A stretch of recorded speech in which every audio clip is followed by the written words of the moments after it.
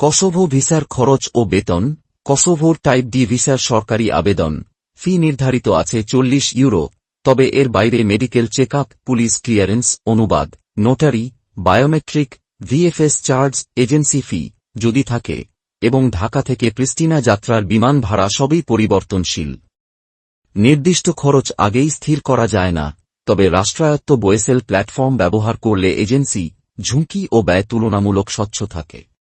বেতনের ক্ষেত্রে কসোভোর আইনি ন্যূনতম মজুরি হল 350 ইউরো গ্রোস মাসিক, যা এর নিচে দেওয়া যায় না।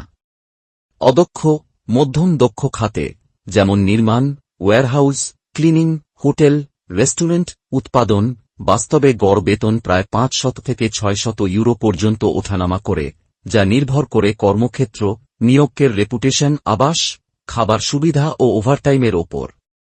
ভিসা খরচ কাগজপত্র ভিত্তিক, বেতন চুক্তি নির্ভর, তবে ন্যূনতমের নিচে নামার সুযোগ নেই। নিরাপদে যেতে বোয়েসেল রেজিস্ট্রেশন ও বৈধ নিয়োগপত্র নিশ্চিত করা জরুরি।